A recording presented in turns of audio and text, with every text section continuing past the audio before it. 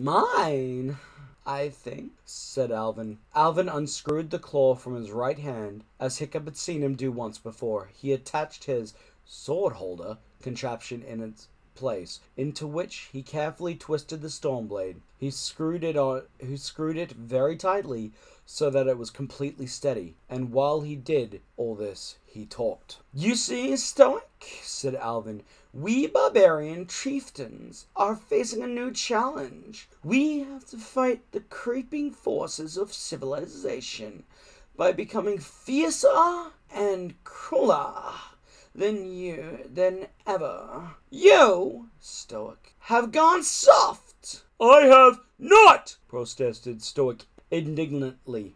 "Grimbeard the Ghastly would be turning in his grave if he could see you now," tutted Alvin. "You hooligans have become bungling amateurs, all noise and show with no real wickedness to you at all. Now, I have worked hard to bring us outcasts up to date. Outwardly, we now have some of the clothes and the manners of civilization, but inwardly, we are tougher and more truly outcast than we have ever been. We are your real professional pirates. Heartless, murdering, blood-sucking slave traders." Alvin paused for breath. "Talking of which," he then continued, "take your last look at your rather plain island instead." He gestured at the friendly cliffs of Burke. "All of you hooligans are about to enter the slave trade yourselves in the very important role of slaves." The hooligans groaned. There was no worse fate for a proud and independent Viking than to be sold into bondage.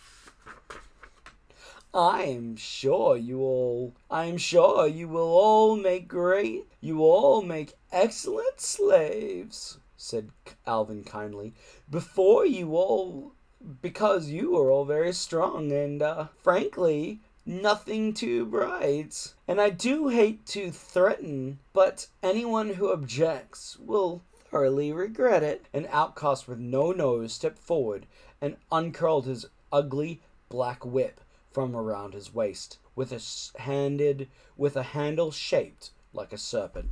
Alvin clapped his hands, and the outcast began loading the hooligans onto the deck of the Hammerhead. "Yup, you should all be slaves. All that is," smiled Alvin, "except for you, Stoic."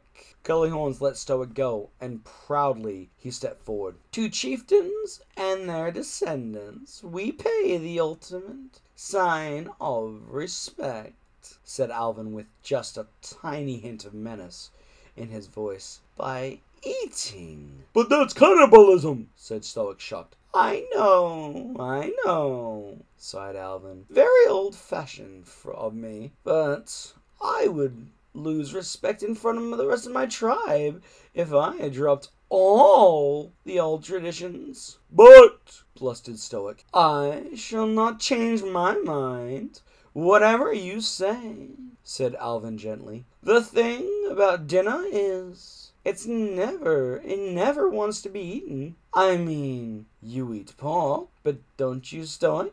"Well, yes," admitted Stoic. "There you are, then," said Alvin. "No pig is ever going to volunteer to be supper. And thinking of volunteers," something seemed to be amusing Alvin. He giggled delightedly. "I mentioned that it would not only be Stoic that would receive this, honor," said Alvin, "but also his descendants.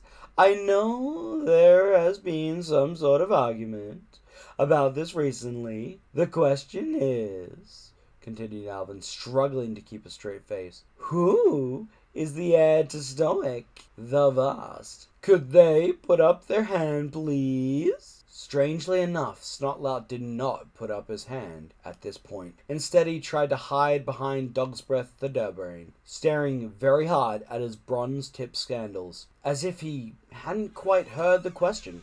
Hiccup sighed. He stood up on the bench so that everyone could see him. I, said Hiccup. I am the heir to Stoic the Vast. Stoic smiled a big, proud smile. For all their manners, the outcasts whispered a great deal at that.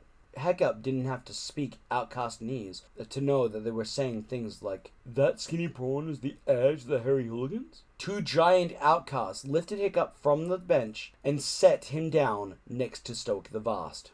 Outcastese for that skinny prawn is the heir to the hooligans down below. Alvin held up the Stormblade. The sword was now just an extension of his arm, like the horn of a narwhal is an extension of its nose. It looks as if it has always been there, doesn't it? Said Alvin. The daylight played across the bolt of lightning motif. Alvin drew a finger across the blade ever so lightly, and blood instantly dropped onto the deck. Nice and sharp. This won't take a second, promised Alvin, stepping towards Hiccup.